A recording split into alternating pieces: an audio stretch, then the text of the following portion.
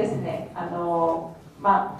グレートが始まって、ここにグレートの学生さんたくさんいらしてるんですけれども、この機会にですね、ぜひ英語の講義、本物の講義を、実施したいということがありまして、経営学部の公開講座という、機会をですね、利用して実施することになりました。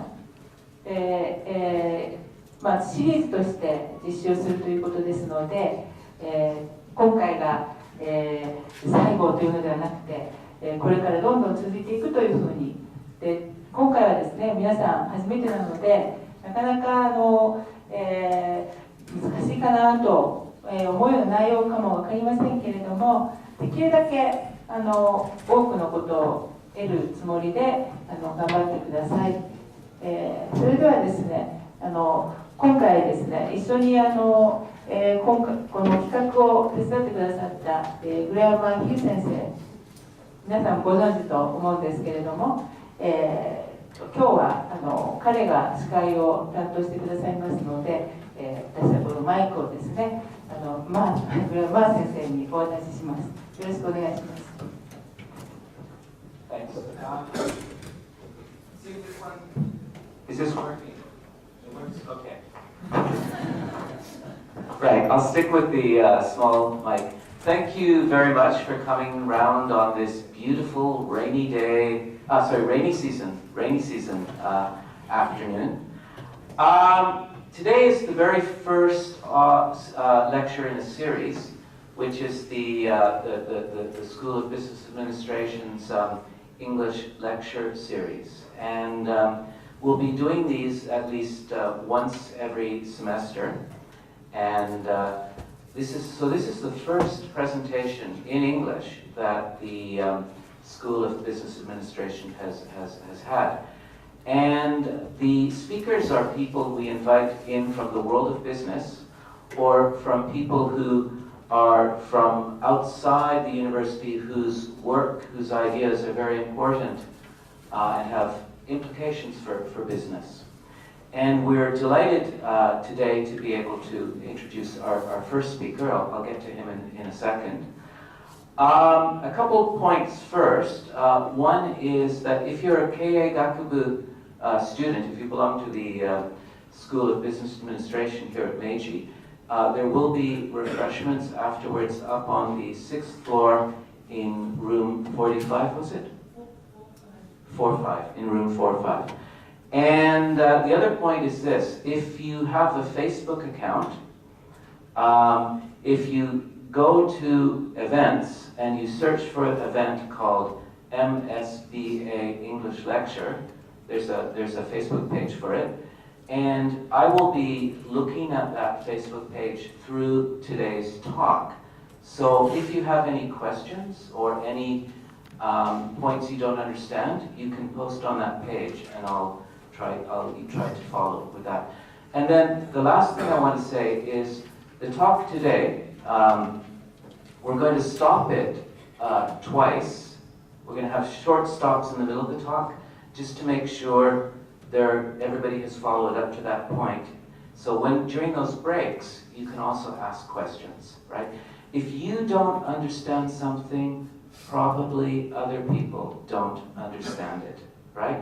So if you're asking a question, it's not just for yourself, but you're probably helping other people. So please don't feel shy about asking questions. And then at the end of the talk, we'll have a 20 to 25 minute Q&A, okay, question and answer. In any case, let's get to the talk. And our very first speaker in this series is Mr. Kouji Yamada, who, and let me tell you a little bit about Mr. Yamada. He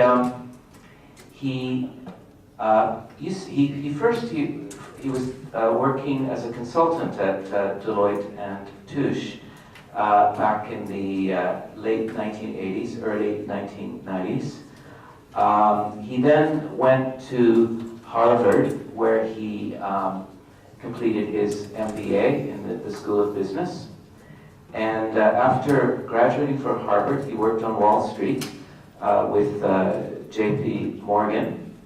And he then moved to California, where he worked for a private equity company called Dodge and Cox.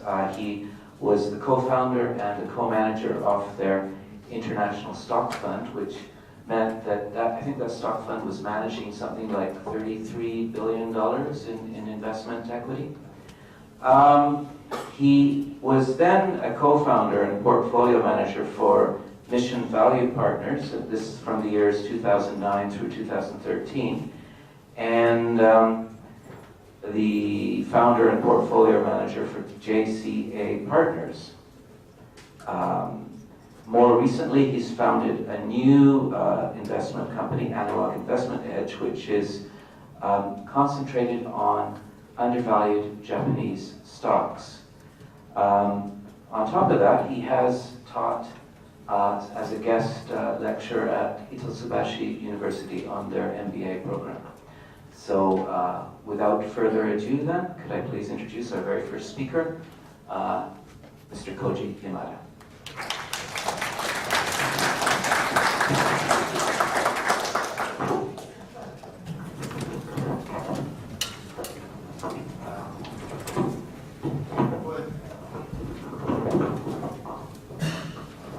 What Hugh failed to mention was that we've actually been friends for about 30 years. And we've been friends basically since the peak of the bubble. Yeah.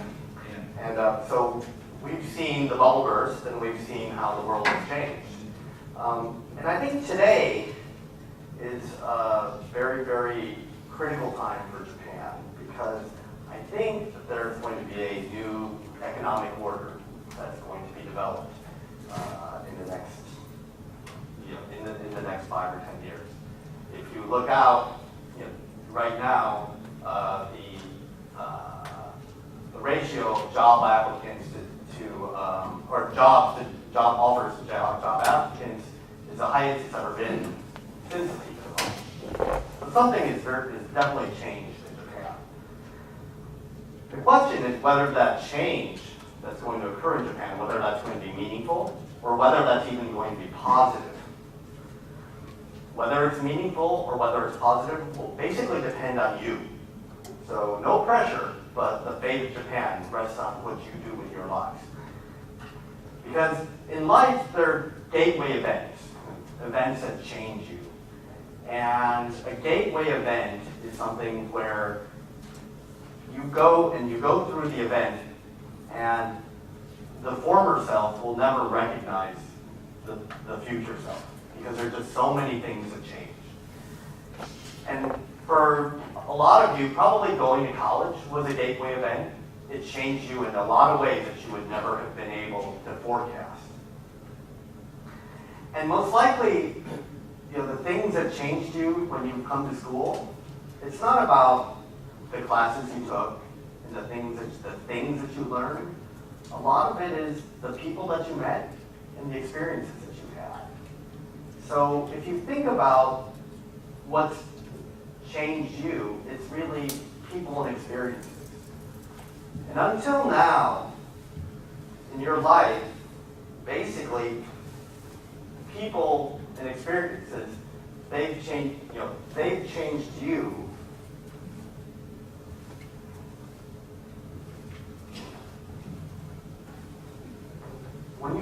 When you actually pick your workplace, you're actually going to pick the place. And you're going to pick the place that's going to have those people and experiences. And so for the first time, instead of change happening to you, you can actually have an impact on the change. You are an active participant in what's going to happen. So when you think about your workplace, there's over 1 million companies in Japan. So my guess is that you're not going to apply to all of them. So how do you make a choice as to what workplace to go to? So some of you might have some original idea. original idea, and you're not going to work for someone, you're going to work for yourself. Those types of people are entrepreneurs. Entrepreneurs, they don't find organizations, they build their own organizations. Right? But in order to be an entrepreneur, you really have to have some very big idea, something that you're willing to dedicate yourself to. It doesn't have to be something like Facebook. It can be something like painting or being an author. But it's really something that you can't live without. My guess is that when you think about the workplace, if you're willing to leave and go into something new, that's what an entrepreneur does. But if you don't have an idea, or you're just not ready to commit, you're going to go into an existing organization. That's just what people do. So when you pick an organization, what you're really doing is you're picking a setting. You're picking that place where you think you can develop. So when people say, how should you pick a company? People always say, well, pick a company that will help you grow and help you, and reward you for your efforts. The problem with that advice is it doesn't really give you a good framework for how to think about. How do you think about those choices? So why should you listen to me, and why should you be at this lecture? Because I spend my entire life evaluating companies. As an investor, I try to find companies that are better than what the market thinks. So I look at all the information that's publicly available, and I try to come up with a different conclusion than what everyone else thinks. So my job is basically like being a shopper. Right? Most people, when they go into the store, they pay list price, and they buy what's on the shelf. I go straight to the bargain bin. I go to where everybody else hasn't looked, and I look for deep discounts. So when I do that, I'm an awful customer because I visit probably 150 companies a year, and maybe I buy 5 new ones. So I browse a lot and I buy very little. So in Japan, there's 3,000 listed companies, and my portfolio only has 30. So as an investor, I go out and find these companies. You are going to be investors as well. I invest my financial capital, my financial capital, and my client's financial capital. You're going to invest something that's far more important. You're going to be investing your human capital. So if you think about investing investing yourself, right? You really are trying to find something that's better than what everybody else thinks. Right? But my job's a lot easier than your job, because when I invest, I think I'm a long-term investor. I think about how companies change over 5 years. You have to think much, much longer than that. And I can build a portfolio. So I don't have one company that I pick. I have 30. So when I have 30 companies, I can manage my risk. I know that some of my companies are going to do badly. I hope that some of my companies do better. And all that matters to me is that the average is better than I think. But for you, you can only probably pick one company at a time. And for me, time works in my favor because I can live with uncertainty, I can wait. For you, you can't wait. Time doesn't work in your favor. Time will pass you by. 3, I have very low switching costs in my portfolio. When I pick companies and I decide that they don't work, I sell them. I can buy something else. It's very easy for me to do that. For you, if you pick a company to work for, your switching costs, the costs that are required for you to move someplace else, are very, very high. It's not just financial, it's also emotional. When you switch your companies, you're switching the people that you work with. You most likely have to impair or even write off relationships that you've developed. So when you invest your human capital, you should really think about investing like I do. And so, again, what do? I look for companies that can become better than everybody else thinks. I look for things that are neglected or not well understood. What I cannot do is I cannot tell the future. I am not better at forecasting things.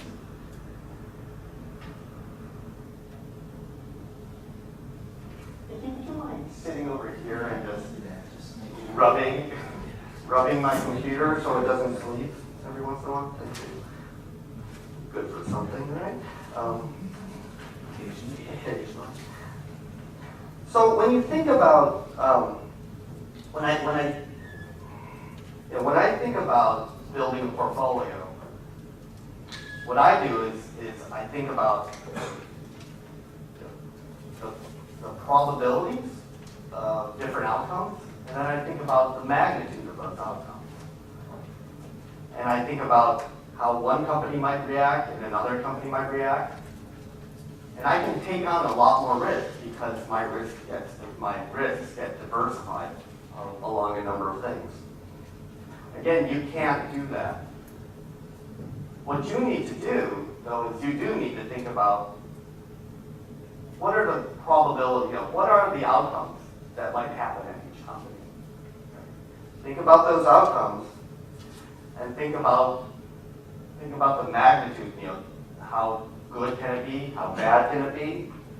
And you want kind of those forecasts, those things to manage, you want those things to kind of inform your feelings about how you feel about companies.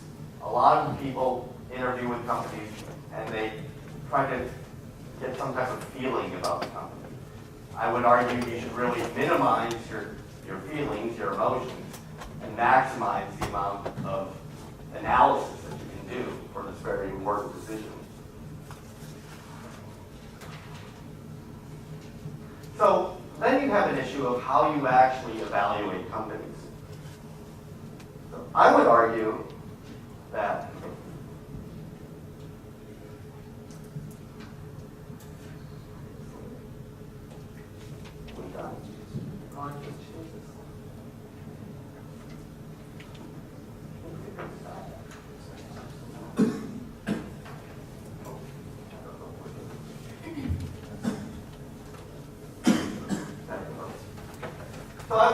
So think about what a company is, and think about a company kind of like a cocktail, right?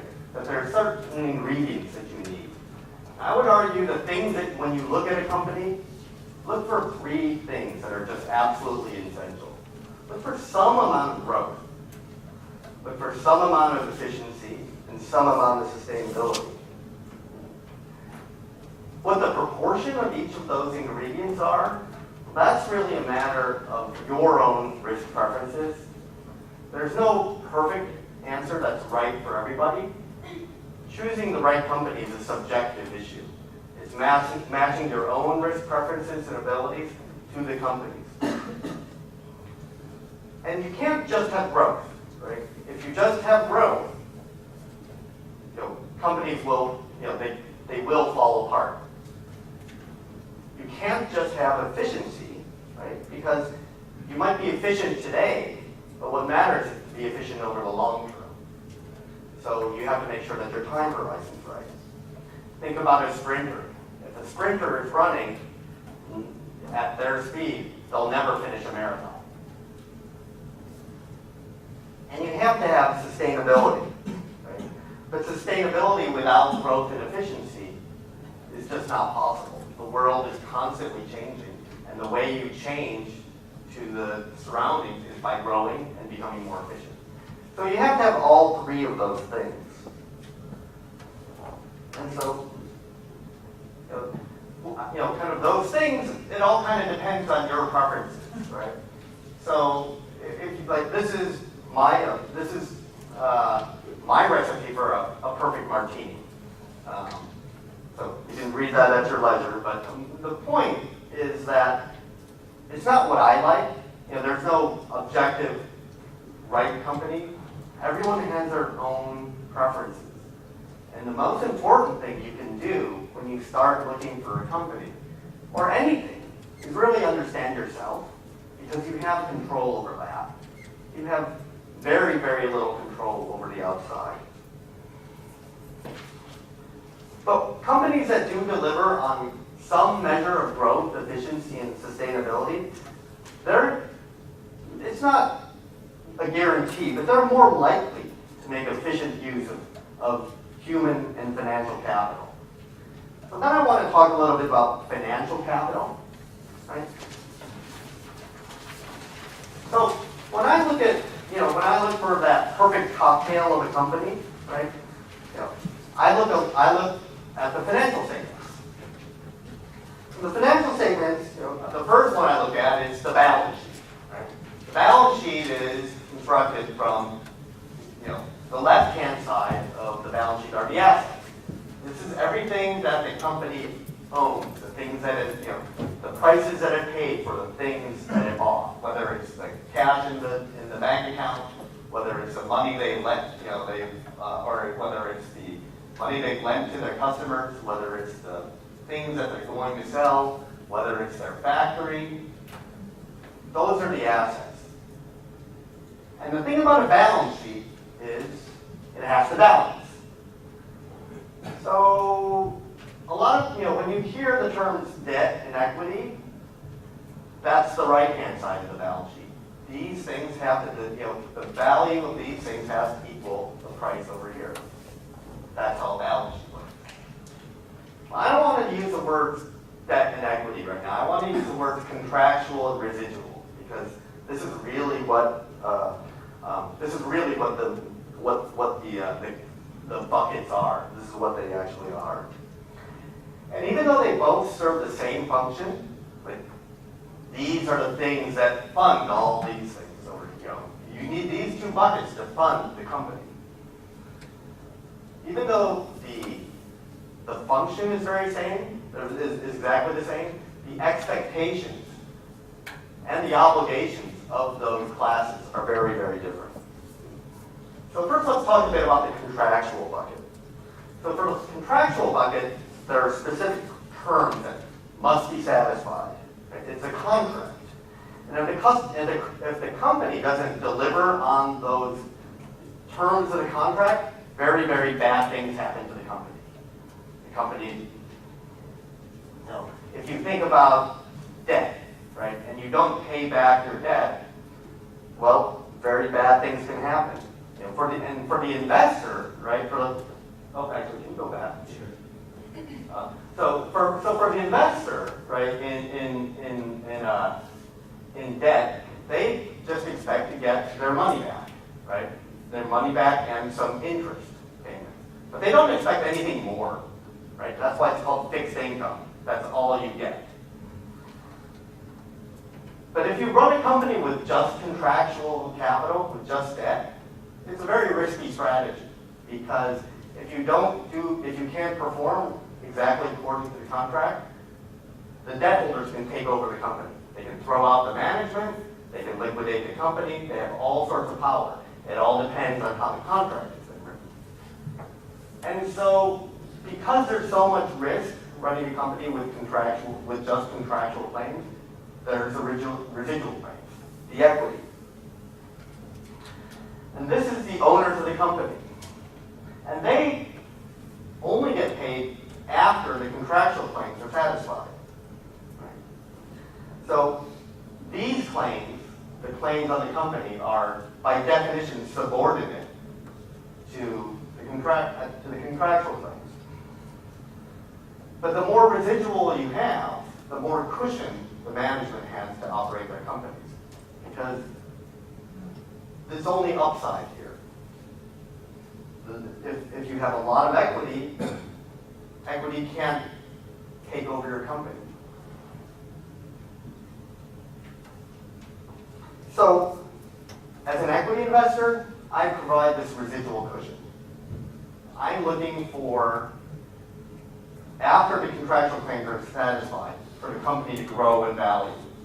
And so I don't have, I don't have obligations that the company has to me.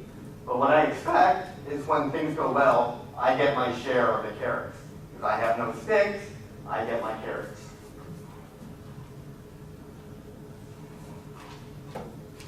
And as an investor, I care about kind of how big this residual bucket is. It has to be the right size for the company, for the risks that the company takes on. If the company raises too much equity, then even if it does well, I have to share it with a lot of people. And so then it's not efficient for me, so it's not interesting. But if the residual bucket's too small and the company takes on a lot of risk, then maybe the contractual claims wipe me out before I get what I think is, the upside of the investment. So when you think about contractual equity and residual equity, you can go to the next page. You can actually look at this. This is Ford and General Motors. This is just part of the right-hand side of the balance sheet.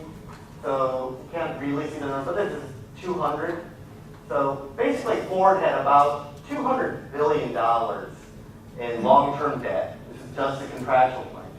And a little bit in short-term debt, things that came due in a year. And General Motors had a little bit more. So what actually happened at General Motors and Ford was in the year 2000,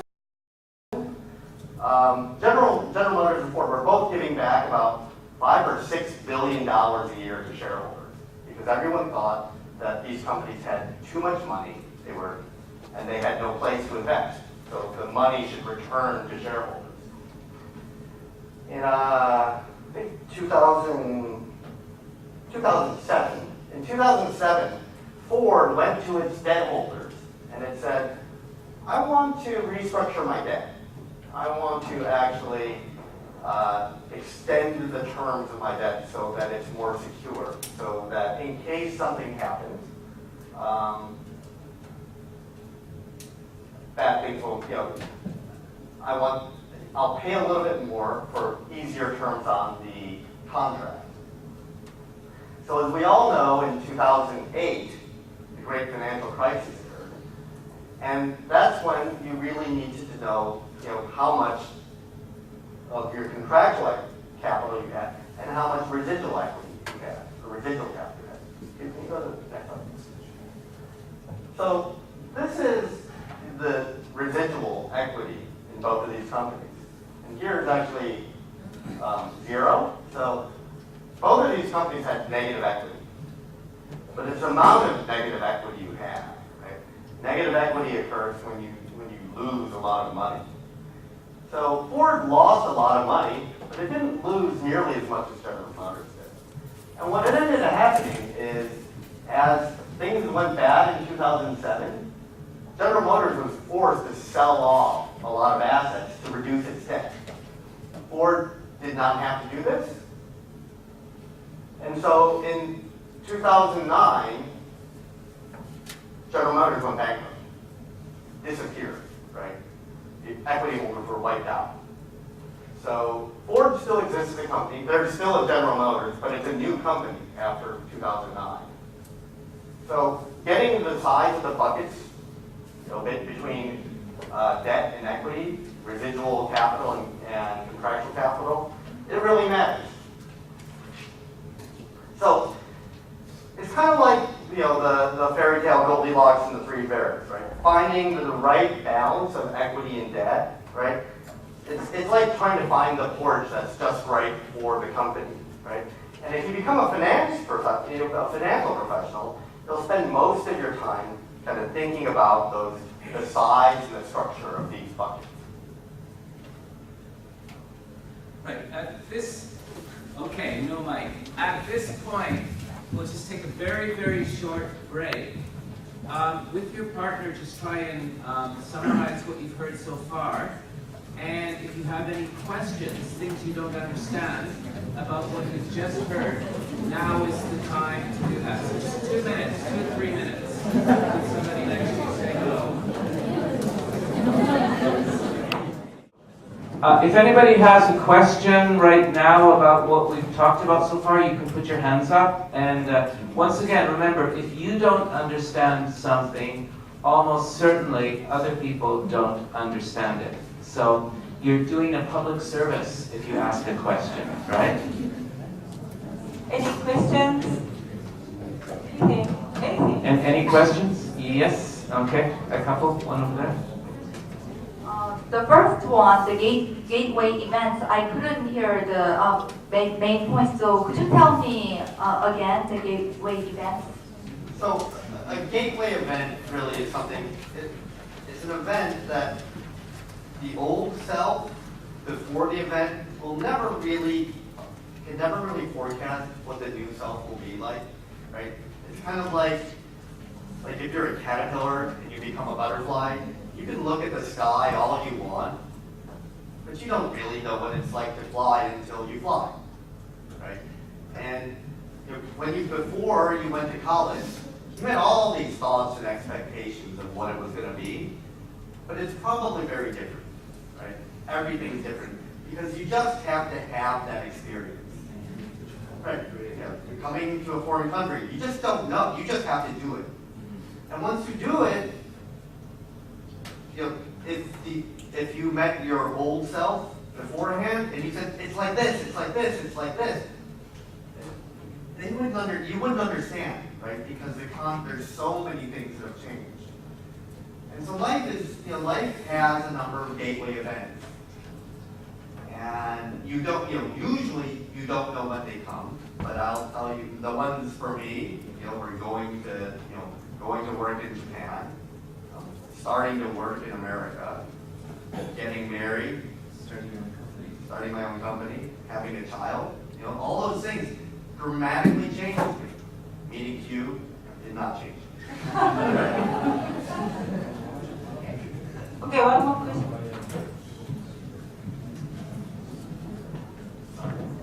Well, I'm not really sure about the figures that you showed in the last parts. Yes. Could you please explain more about how to read this? You mean the Ford Motors and GM? That's that one. I see. So basically, this is, if you look, the things above the line, that's the debt. Those are the contractual claims that the company had, right? Those are the things, that was the debt, the things that they had to pay back. What actually happened is in about 2007, before Ford actually, before they changed the contract, the debt levels were about the same, right? And then, the debt levels were about the same. And then 2008 was a very, very bad year already, right? But it wasn't as bad as 2009. 2008 was already really bad. So what happened was at General Motors is the debt holder said, this is really bad. This is the danger point, right? This and those are the danger points. Yeah, well, it's just the amount, right? It's just, what happened is they used to be up here. They used to have that much, and the debt holder said, pay me off right now. I'm getting out of here. I'm leaving. I'm not going to lend you any more money. So they had to sell. They had a lot of cash. They had a lot of assets. They had to sell that down.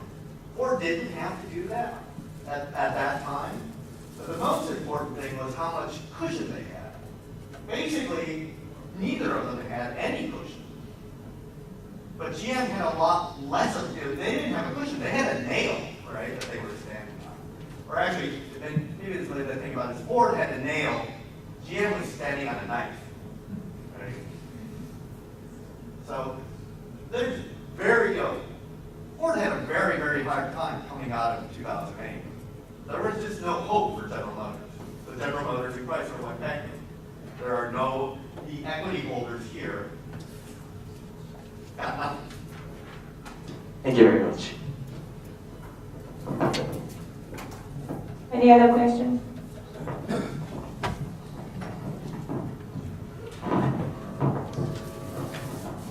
Sorry, can you tell me how is it big size of residual bucket become inefficient to the company? Sure. So, we'll talk a little bit about this later, but I mean, the problem with residual capital, if you have too much residual capital, you have to, residual capital comes with its own expectations. So, if a company grows a lot, but they have a lot of residual capital might say, that's not enough. We want more growth. So, in order, if you have this much residual capital, but the opportunity only generates this much return, that's problematic, right?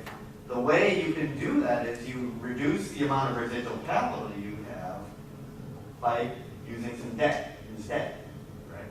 And so it's taking on more risk relative to the opportunity that you have. So it's finding that balance. Any other questions at this time? At this point? Shall we go on?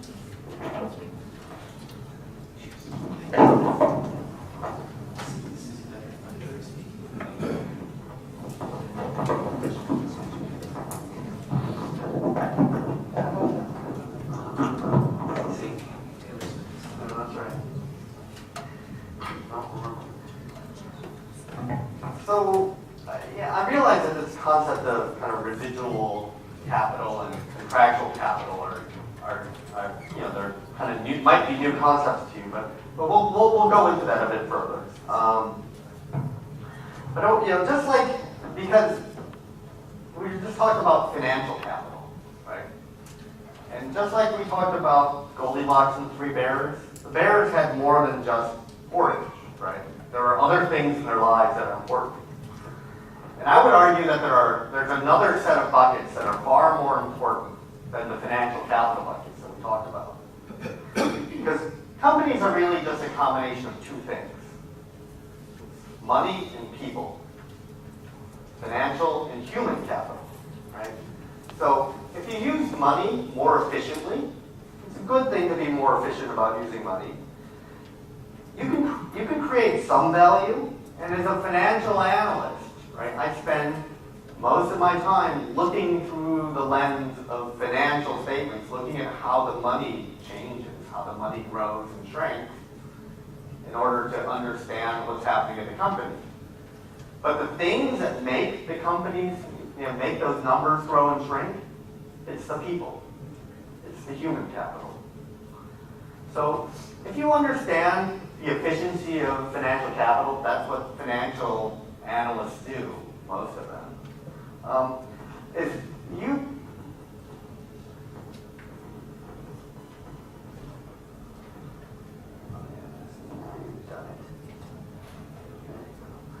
so if you one job.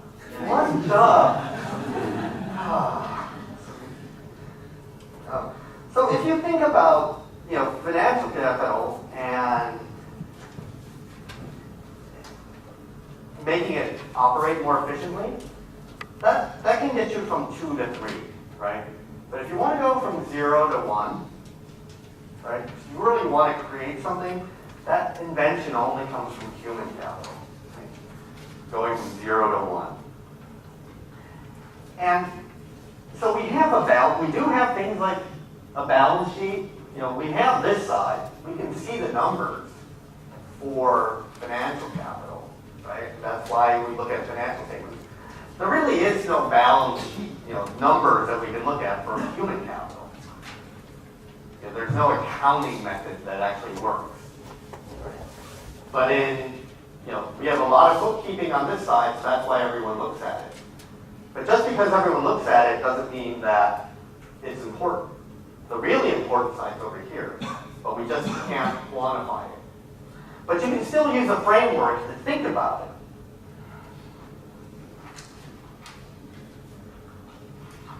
So when you evaluate companies and who you want to work for, think about the buckets of contractual and residual on not just the financial capital, which you can see, but try to observe it on the human capital. So what's the right mix?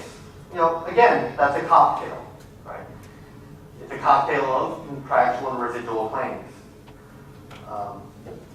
And no one's going to come up to you and say, I'm a residual person and I'm a contractual person. It's usually a mix of both.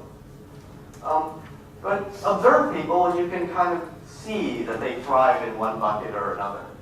So I'm sure you all have no idea what I'm talking about at this point, but I'll give you an example. How many of you saw Kimi no Na? So nobody saw Kimi no Na?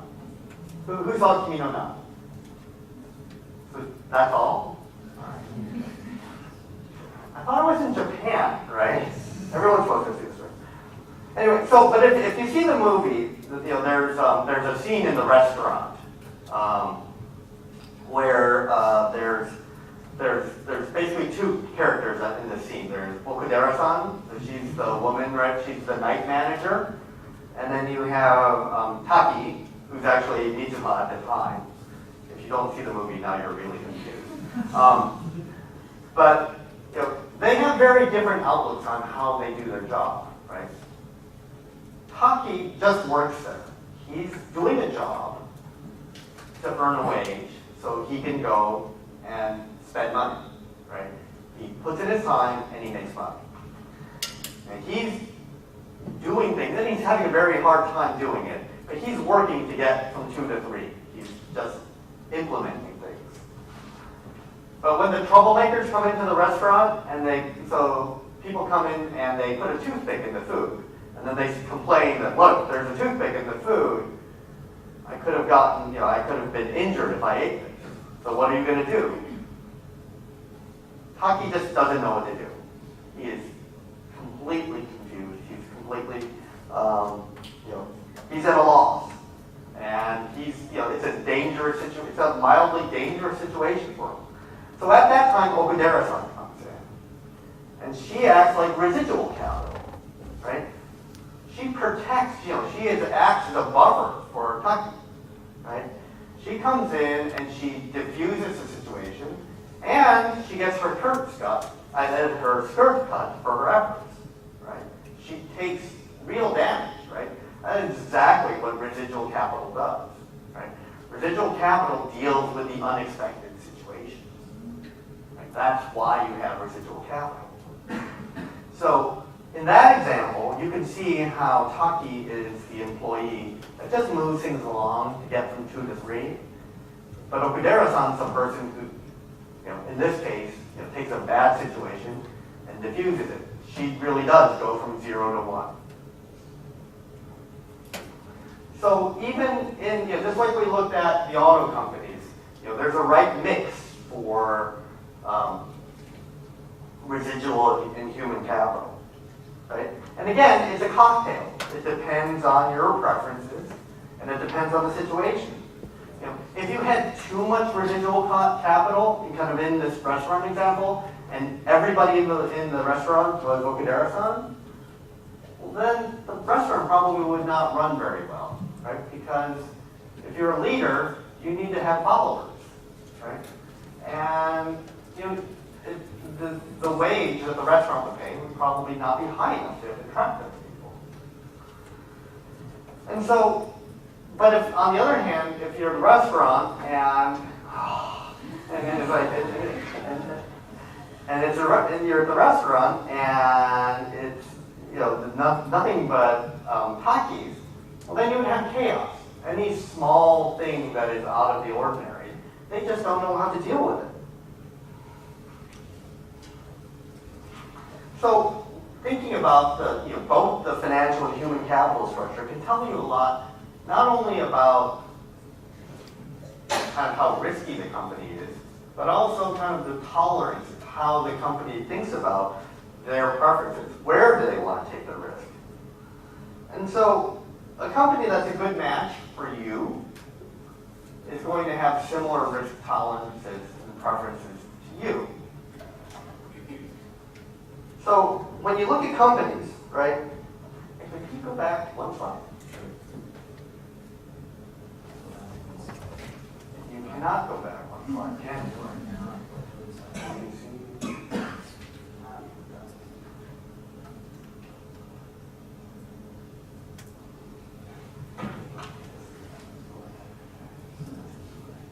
So when you think about the risk profile of the company, right? Think about, how do you measure, how do you think about the risk profile? Well, think about what the big bets are for the company, right? And what are the probabilities and what are the potential outcomes, right?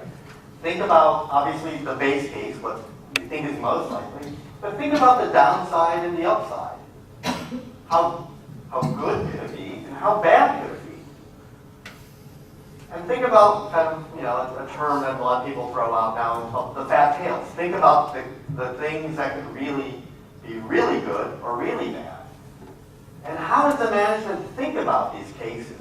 And how does it try to reduce the downside and increase the upside? The way the management thinks about risk will tell you about the risk profile of the company. And then the things that you can see, you can easily see, if it's a public company, is you can look at the financial statements. And you can say, well, how much debt is there? How much financial, how much equity is there? How do they, what's the proportion of the two? How do they structure the debt? Right? Debt that's very long-term is less risky than short-term debt because short-term debt can disappear. What's the nature of the contracts? This is all in the public data. You can see this. The big issue is the human capital side. Yeah, let's go there. So, and you think about the human capital structure. Unless you cannot, there's no statement that you're going to look at. But you try to look at the buckets. You walk into the company and you see, right? Is everybody in the same bucket? Are they all residual capital? Are they all, contractual capital, right? Contractual capital is kind of like labor, right? Residual capital is talent. Residual capital goes from 0 to 1. Contractual capital goes from 2 to 3. So, and is there a way to move from one bucket to the other? Can you become talent, or is there a risk that you might shift down to labor? And are your goals within the company? Do these people hate each other, or do they work together? Right? Like in in Kimi no Na, they seem to work together well. There's a lot of cases where the labor does not get along with management. And kind of who makes decisions on how much of each of these buckets is there? So there's no correct bucket, right, that you should be placed into. The bucket that you're going to be placed into, or that you're going to go into, it's really a function of your own abilities. It's also a function of your risk, like your risk appetite. There's obviously more upside in being talent, but are you going to be willing to take the risk that comes along with that? Because there are less guarantees over here. And alternatively, the contractual bucket may seem stable and safe, but can you really develop? Can you change? Can you grow in that bucket? And and just like Goldilocks, you don't pick the bucket that everyone else thinks is the best. You pick the one that suits your own preferences. Okay, and at this point, once again, if we could just take a short break, and once again, with the people around you, try to summarize what you heard in this second section. Then we'll have time for some questions. After this, we'll proceed to the third part of the talk. Okay? I have a question. Probably a few people have the same question. I'm going to start with one question that I heard from a few people, if that's okay. And 0 to 1, 2 to 3, what do you mean by that? So this is actually a concept that Peter Thiel, one of the famous entrepreneurs, came up with. The idea is that most businesses, all they do is go from 2 to 3. Right? When you create value, when you do things that are valuable. So 2 means you've already got something there. You already have something, and you make something a little bit better. Right? That's what most people do. And that's what contractual capital generally does a really good job of. You optimize, you make something cheaper, you make something a little bit better. But But going from 2 to 3 is taking something that's already there. Going from 0 to 1 is creating something that just wasn't there before. And so when you create something, that's very risky. It's all, it doesn't always work. It usually does not work. And that's what residual capital generally does.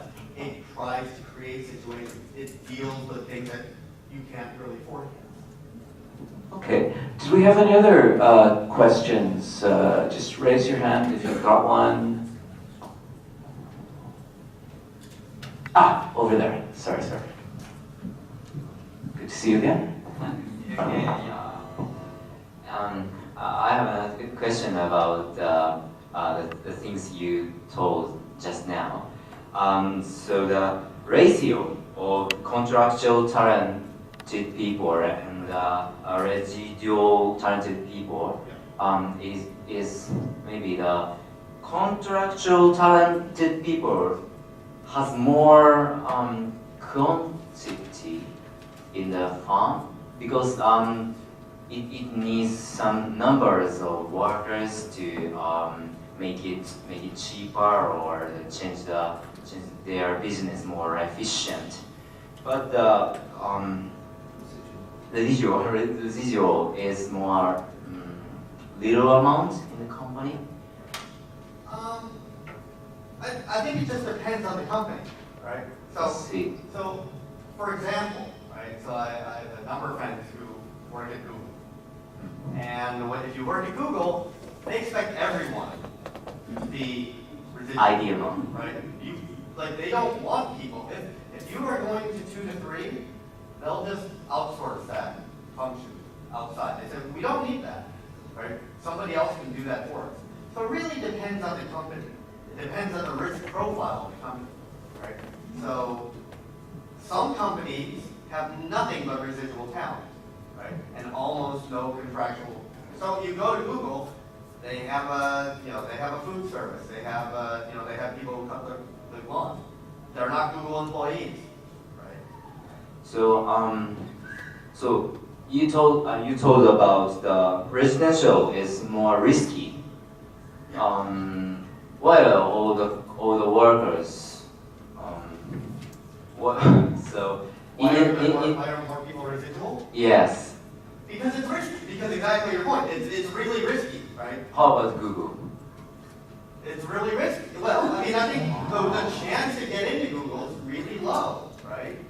You get I think something like 50,000 people apply to Google. And Google's a success story. For every Google, Right. there are tons of companies. Yeah, for every Google, there's a lot of companies that you have not heard of because they've disappeared, right? So, and at the end of the day, in a weird way, right? Google's already something that's there, right? And so you're not really creating something in Google, but they want people to think like that. I see. Now I understand. And so, it's a hard thing because you want to say what's the right mix of residual to contractual capital in both the human side and the financial side. It just depends on the company. If you run an automotive company, you cannot have, or you run an old automotive company, you cannot have lots because they'll say, look, somebody needs to show up and turn the factory lights on. Somebody needs to make sure that the parts are there on time. And a lot of very, very small things have to happen in order for that car to come off the line. Just to follow up with his question, actually, this is probably not the right place for it, but with automation, I guess we're going to see less and less contractual capital. It's an issue. It's a huge issue because a lot of how you think about contractual capital was premised on people being the most efficient way to do routine things. And then one of the things that's going to be very challenging for you is the jobs. So when I was growing up, a lot of my friends' mothers were in the typing pool. They would type. And that was a really big job. That's where most of them worked. That job has disappeared. It's gone. There is no typing pool, right? 10 years ago, there were a lot of people internally at companies running computer systems. That job's kind of gone because it's all moved to the cloud. It's all moved to IT service companies. So a lot of them, those jobs didn't go to other people in IT services companies. They went to computers. So, you know, if you go to a cheap izakaya in Tokyo, there's no waiter there, right? You press your order on an iPad. So that job's gone. And over time, more and more jobs are going to disappear. And that's why you're going to need more and more residual capital to create new things. Because the old jobs that will be destroyed will generally be they will all be in the contraction. Yeah. So we need more residual jobs to create new things. Any further questions at this point, or should we push forward to the last section? Nothing? Okay. Once again, I'll give you this mic back because it's.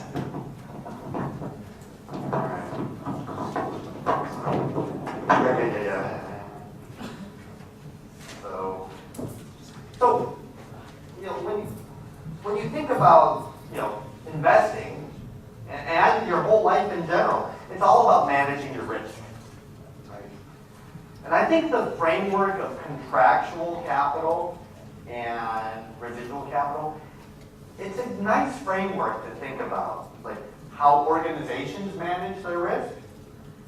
And it's also a way for you to look at kind of the outlook that the organization has. So, you know, a lot of companies, when they talk about risk management, right, they talk about, well, how secure they are and how stable they are. But is that really managing risk, right, if they're stable? Because it all depends how you're creating that stability. If you're creating stability by avoiding risk today, all you're doing is ensuring that you'll have a lot of risk in the future. Right? And so if your stability is coming because you have a lot of financial capital, well, that financial capital will be run down. And what happens when there's none left? So if you think about senior Japanese management at a lot of companies, and I visit a lot of Japanese companies, a lot of managers in Japanese companies, they don't have the same risk outlook that you will have, right? Because they've signed up for a very different payout structure than you.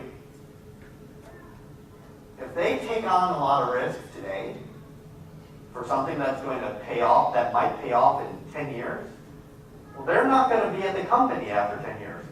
So why should they do it? On the other hand, if it's a failure, it makes them look bad. And if it makes them look bad, they might lose their ability to have a big retirement bonus. So their goal, you know, their compensation structure is very, very different from you. Because you're going to be there after 10 years. You need people to invest today for things to work on 10 years from now. But if those people who are making the investments today are thinking about their own risk profile, which is just about managing or reducing risk, their goals and your goals are conflicting. So conflicts of interest like that, they're always very dangerous. But those risks and those conflicts, they're just going to get bigger and bigger. Because what it means to be secure and stable tomorrow is very different than what it means today. The right framework for managing risk is the right way of managing risk for today is very different from the way people thought about risk management in the past. And risk management is going through a midlife crisis. And it's because the world's changing. It's like, 10 years ago, the idea of robots replacing people in the factory, that was just not really, that was a science fiction story. That wasn't something that was going to happen, right? And so that's the gift, and it's the curse of technological innovation, right? It changes things. And it may be the era of big data, but what you really need is human and really residual human capital to analyze that data and to come up with, process that information, come up with new insights that are going to create new things that go from, so you go from 0 to 1. So I don't know how the world changes, but I do know that it will change, and I know it will change very quickly. And so when you look at people who are, have seniority to you, and let's say they have 30 years of experience, and you have to look, when you talk to, companies, like, what is that experience that they really have? Because do they really have 30 years of more insight than you, or have they done the 5 years of experience 6 times over? In which case, maybe they don't really know a lot more. Maybe they have old ways of thinking about the world that are just actually obsolete. And if you think about people like that, how much authority should they have over you, right? And are they really thinking about their responsibilities to the different buckets of human and financial capital? So I want to, talk about the automotive industry again. And so everyone know what Tesla, right? The electric cars, right? So Tesla, the market value that the market says Tesla is worth, the value of Tesla is greater than General Motors or Ford. It's greater than Nissan, and it's greater than Honda. Right? So Tesla is a company that did not exist 15 years ago. Right? I think there's something like 80 times more employees at General Motors than there are at Tesla. So, how is that possible, right? The same industry and this very, very small young company being worth more than kind of these giant companies that have been around, some for almost 80 years. Well, it's possible because think of what's happening in the automotive industry. In 10 years, you probably will not need a driver's license. Right?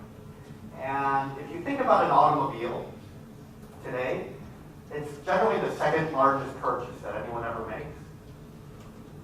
That car right now sits unused 95% of the time. It's incredibly inefficient. Right? So whether it's Tesla, or whether it's Uber, or whether it's Lyft, the automotive industry will change dramatically in the next 10 years. And whether it's driverless cars, or whether it's car sharing, things are going to be very different. And what's making those things change? It's technology, right? It's this profound disruption that's occurring. Companies, but the old companies, the companies that have binding commitments to their customers, their suppliers, their dealers, they can't think about the future the same way a new company can. And it's actually irresponsible for them to actually try to become Tesla too. And in fact, the financial capital wouldn't allow that to happen.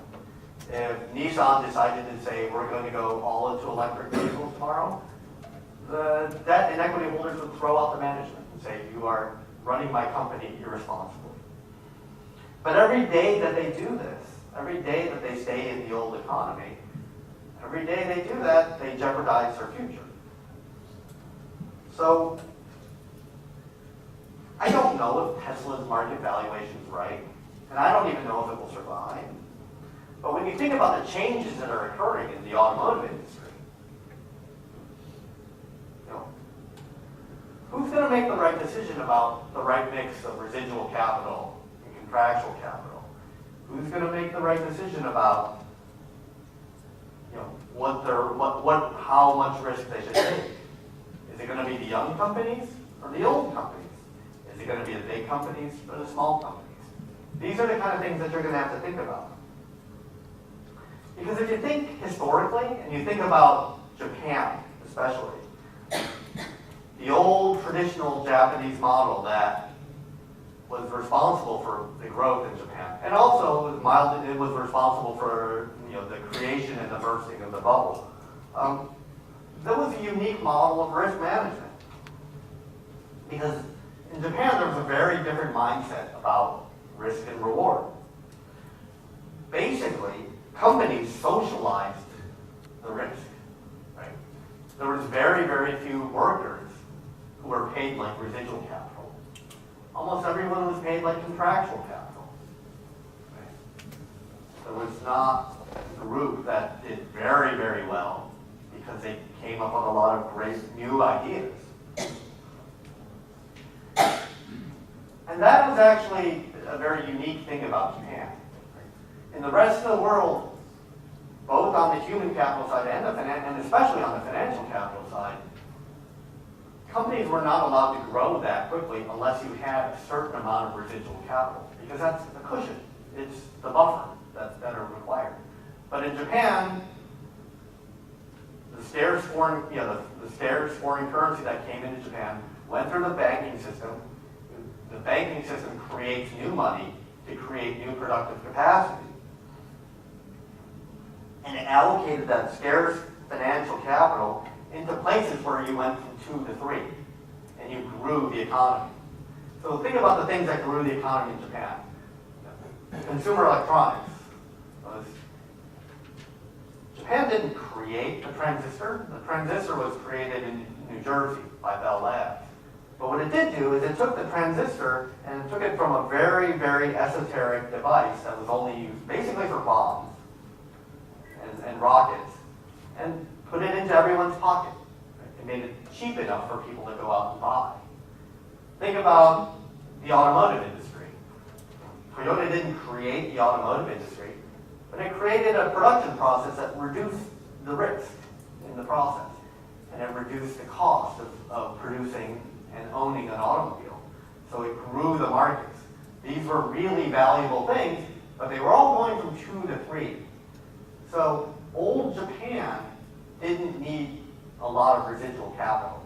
It took ideas from the rest of the world, implemented them, and it grew the markets because the overseas markets were so big.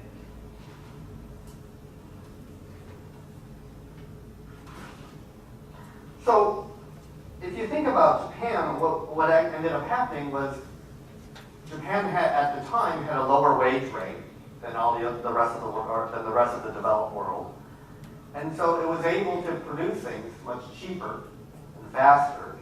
And then those people, right, who worked in the factories, they became wealthy consumers in and of themselves, and they created new wealth, and they created more growth in the market, and it was a virtuous cycle. Right? You weren't creating new markets; you were growing existing markets.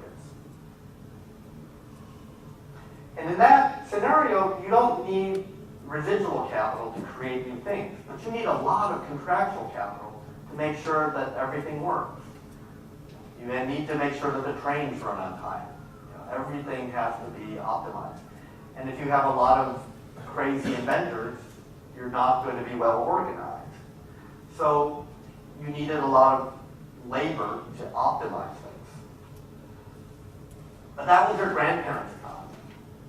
And it didn't last. So today, it's not that financial capital is scarce, right? Actually, there's too much financial capital. If you go to a Japanese bank and put your money in the bank, it will slowly disappear because the banks don't want your money. They have too much money. Right? Because there's no obvious places to deploy that financial capital.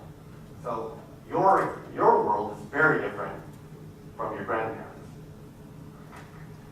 And so today, Japan and the rest of the world, they can't operate with just contractual capital. Japan needs entrepreneurs, right? It needs people to create new markets and ideas and industries. And so the challenge of doing that, it's a very, very big one, because like we were just talking, most ideas fail, right? If you try to go from 0 to 1, chances are you're going to fail. But unless you have that residual mindset, right, there's, and unless you're willing to take that risk, there's no way that you can grow. Because the only way to grow is to find new things. So if you need to think about how to go from 0 to 1, you need to think about risk very differently. You can't just think about playing things safe, because there is no safe anymore. And what you need to do is you need to find organizations, places that will allow you to experiment, places that will have some safety net, so that you can take your own risks and not end up with 0 when you come up with 0. Because that's not right either. And so organizations need to learn how to manage to attract residual capital, and people need to learn how to think like residual capital. And now you're thinking probably, well, that is not something that happens in Japan, right? That Japan just doesn't think like that. But that's actually very wrong, right? In Japan, actually, you all, whether you know it or not, are actually thinking like that now. Or more appropriately, the Japanese government is thinking like that. So there's all sorts of things that have happened in the Japanese monetary policy that is probably would take 10 or 12 lectures to talk about. But basically, Japan has too much money. And so the government has been trying to create demand. And in the Tokyo stock market, the number of public companies, the government, through the GPIF and the Bank of Japan, now own 8% of the stock market. So the Japanese government is the biggest investor in risk. And if you're a Japanese citizen, that means you're taking that risk on. That 8% of the stock market is 30% of the government's annual budget. If this doesn't work, the government goes bankrupt. So whether you know it or not, you're taking this risk on.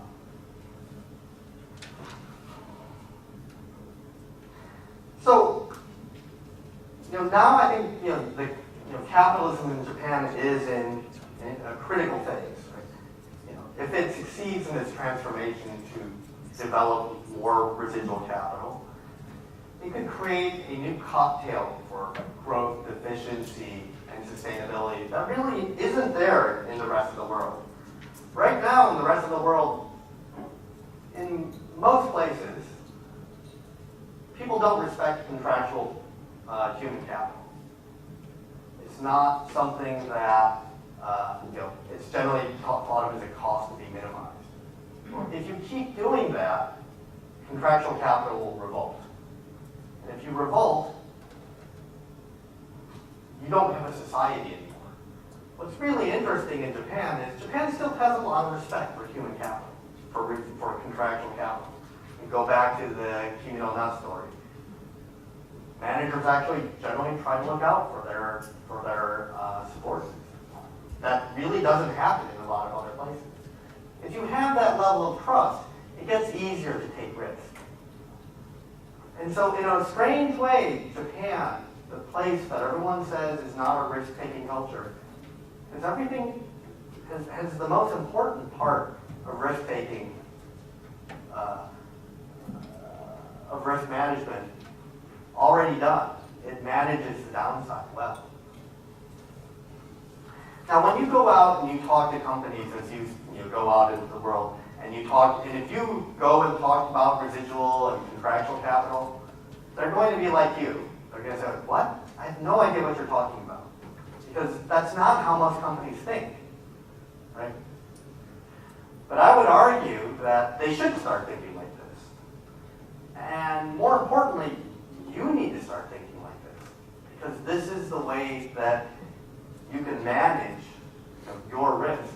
Life is going to not, it's like you cannot manage risk by avoiding risk anymore.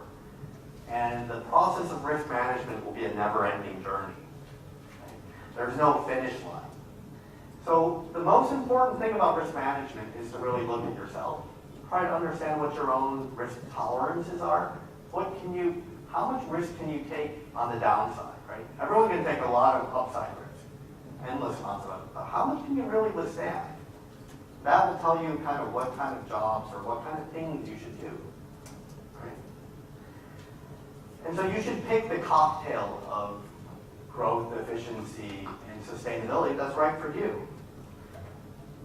And you should think about, kind of what ideas that you might have that can go from 0 to 1. And you should think about the interplay between residual and contractual capital. Now, all those things, that it's not some guarantee that it's going to make you, allow you to make the right decisions, but it should allow you to, it should reduce the risk of making the wrong ones. And that's not going to guarantee your happiness, but it should reduce the risk of misery.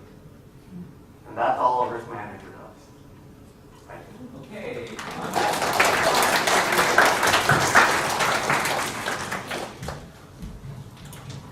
Right, thank you very much. We're free now. We've got about 10 minutes to take some questions. But first of all, I'll just give you guys 2 minutes just to once again make sure you understand everything if you talk with the people around you. If you want to ask a question about the entire talk, that's fantastic. Any questions from anybody? Yes.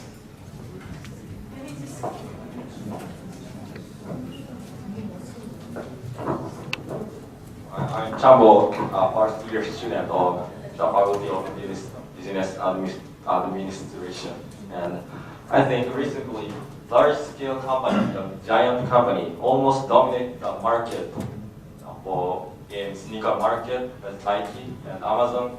They work on many fields like books, music, movies, or foods, transaction on the internet. And what do you think this situation? The giant company, will keep their power in the market, or can new and innovative company, small company, defeat giant companies? Well, so when do you think Walmart, or when do you think Amazon was started? They started with transaction Yeah, only. but what year do you think it was established?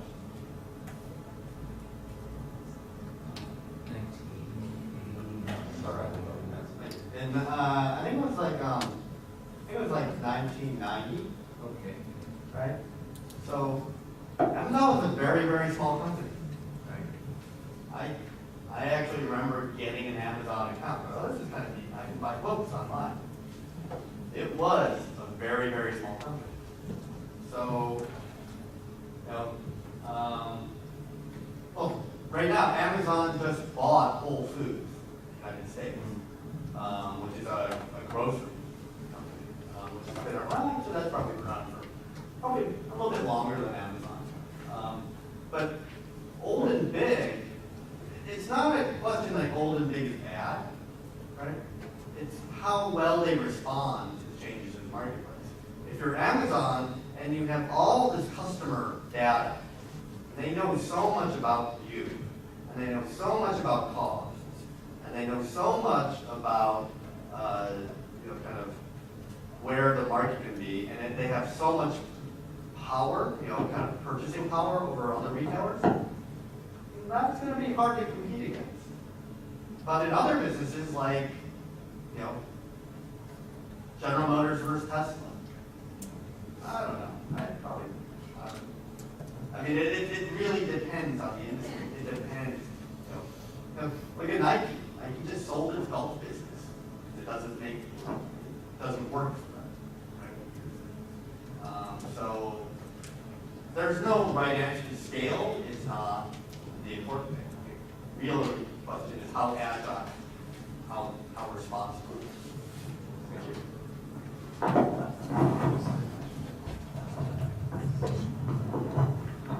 Excuse me. First of all, thank you for your presentation. It's very interesting. I would like to ask about the practical topic, practical in the field. It's about automation. As we know these days, there is some kind of things that called artificial intelligence. These kind of things will replace the human capital, and it will create scarcity in the composition of human capital. And this will require, for a company, they will increase the requirement and it will create a competitive field in the job market. And if we are not outstanding person or talented person, I think, in my opinion, in my point of view, it's not us who choose the company, but the company who choose us. So it's my opinion. Could you elaborate more about this topic? Thank you. I think it depends, right? It really depends because ultimately, if a company, companies are ultimately, decisions by companies, at least for now, are still made by people, right? No company is run by AI yet. Maybe that happens. But it's still people making decisions. And it's really, so can AI create new things? Right now it can't, right? The whole premise of neural networks is that it just looks at the data and then sees, you incrementally improve all the data sets. Right? That's what data science is. So you need people to be able to, right now, the ability to analyze that data, it's still people, right? You get interesting, data science will tell you where you should look or what are interesting data sets. But the conclusion still has to be drawn by people. Now, are you going to need, if you make, so in the United States, I think there's something like, almost 1 million people who drive trucks in the U.S. economy. If you have driverless trucks, that's 1 million people who are unemployed, right? That is going to happen at at the lower end of contractual labor. Jobs that can be automated will be automated. The question then is what happens to those people? How do you treat them? And what new things can they go out and do? And if you're a person who can actually create new ideas and you can go to 0 to 1, then you're going to be you're going to be very much in demand. Everyone's going to want you. But if you're a player who goes from 2 to 3, or if you're a truck driver, it's going to be hard, very, very hard. So I think in the past, in the whole economy, as you said, I don't know the right numbers, but maybe 95% of people could live as contractual talent or contractual labor, and 5% lived as residual talent. I think that's going to change dramatically because we don't need that much contractual labor. We're going to need a lot less. But if we need a lot less of that, we need new things. And so the need for this side, talent, is going to be much, much higher. Then there's a whole social issue of, so how do you spread the new economy around? And that is a very different topic, but I think it's something that the Japanese economy is actually in a much better place to do than other parts of the world. And ultimately, I think that creates a level of trust that allows for more risk to be taken. In fact, Japan's declining population rate can be a big point. It's an interesting thing because Japan's the only place in the world where the job offer to applicant ratio is going up as high as it is. It's going up a little bit in other places, but it's only in Japan where the rate is much, much greater.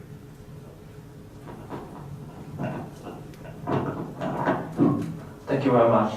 And as you said, our life is very different from our grandparents. And some people like spending money, some people like saving money. So my question is, what's the proper percentage do you think we should consider about residual and the contractual capital? Thank you. I think it just depends on you, right? It depends on what you're comfortable with, right?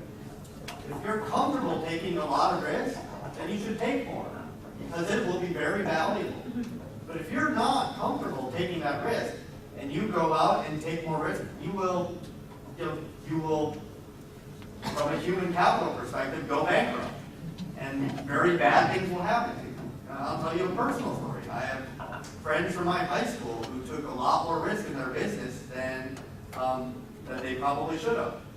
they committed suicide, right? They're gone. So managing risk is, it's not about managing the business, it's about managing what you can withstand yourself. Okay, any other questions?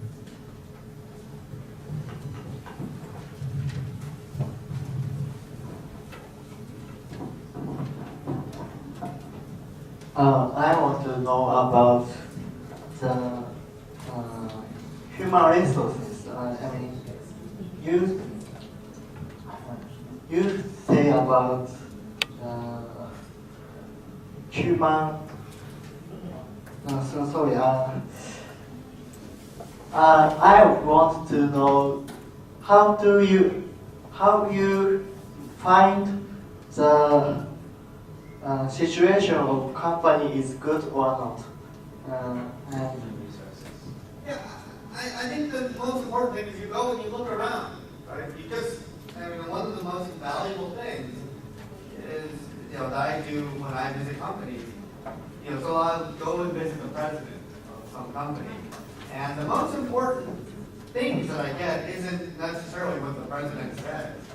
It's the way that the president interacts with the other people in the room. It's how they walk me to his office and how people look at him. Right? Those things really matter because that's how I say, well, is this an organization where the president actually has people working with him, or does he have a lot of people who just hate him and want him to die? Because I've known the companies that are like that. I tell this story about, this is not a Takata story, but it's about the airbag industry. There's a little piece called an inflator in the airbag, which is about this big. And what it does is it explodes and it ignites the gas that blows up the bag. The inflator is incredibly important because it's basically a detonator. So I went to one factory, I went to two factories in a day, and the president of the company comes in and goes like, and he picks out an inflator. He says, this is only a nickel, but this is all we make, and it's really important. And he throws it back into the bin, and then all the people on the factory, they dive into the bin because they shut the line down because once you touch the piece, it's contaminated. Right? And the next factor I go to, president does the same thing. Takes out a piece, picks it up with tweezers, says, this is all we do, and then he throws it on the floor, right? Because like, well, obviously, I just showed it to you, I can never do this. So, which guy gets more respect? Who knows more about the company? Those are the kind of things that you look for, right? And again, that doesn't mean that some company has a 7 of residual capital or a 3. Like, I don't know the right numbers, but I got a lot of information out of it. Okay. Maybe next one. Anyone have a question?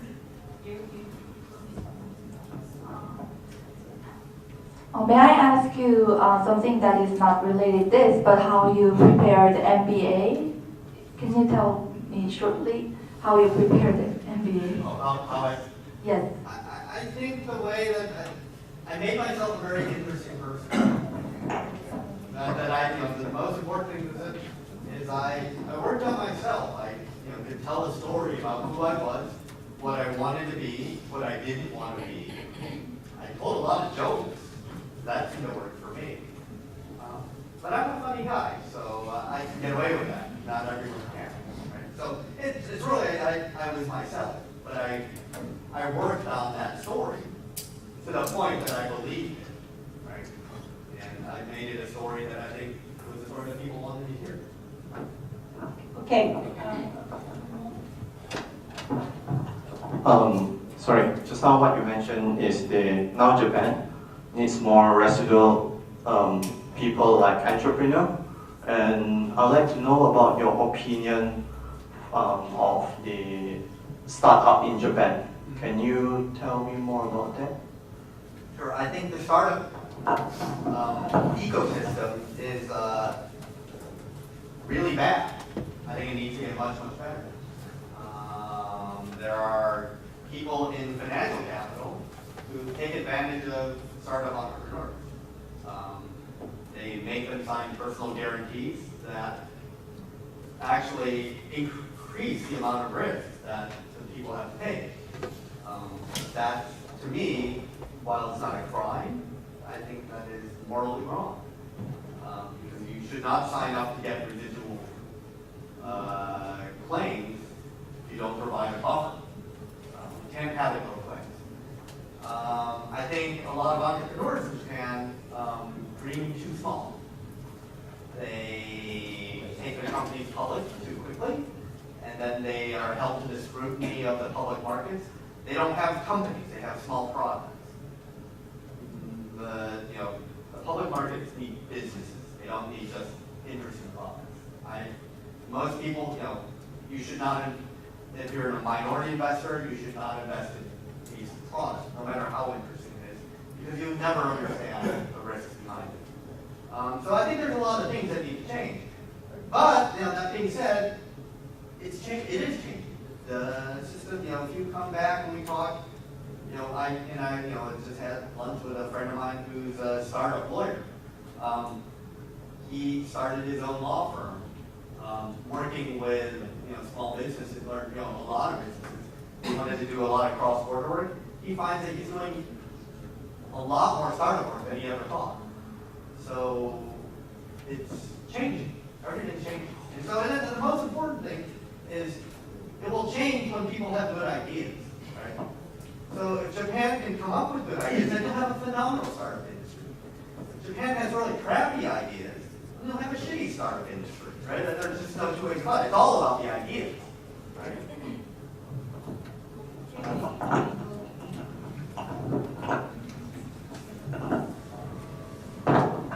Well, thanks for your presentations. I would like to ask about as an investor, how is your or the institutional investors correspond to the geopolitical risks? I think you can't ignore kind of what's happening with countries and economies, but it's a background, right? It's a background and it's a risk that you kind of have to understand.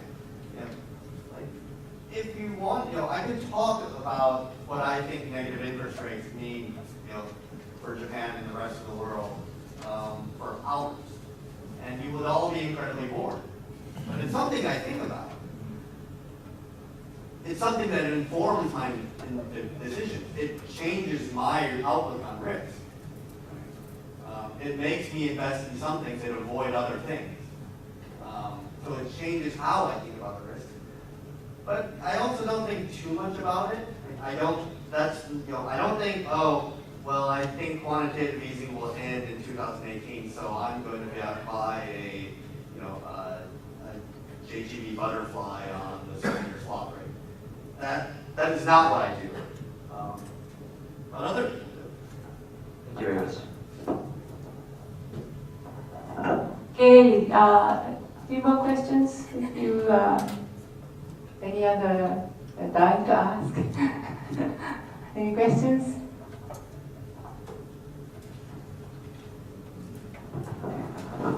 Well, then I think that concludes this, our very first MSBA English lecture. Once again, thank you very much to our guest, Mr. Kouji Yamada, for giving us this afternoon. He's a very busy man, so we're very fortunate again. And thank you for attending. Just to remind you guys that if you're in the Department of the School of Business Administration at Meiji, you're welcome to join us for some refreshments up on the 6th floor in room 405, where you can continue asking Mr. Yamada some questions. Okay? Thank you very much. Oh, and we will have another presentation like this in the fall. More details later. Okay. Finally, sorry. Could you take your questionnaires, Anketo, and please put them in here. Thank you very much. And finally, now that's it.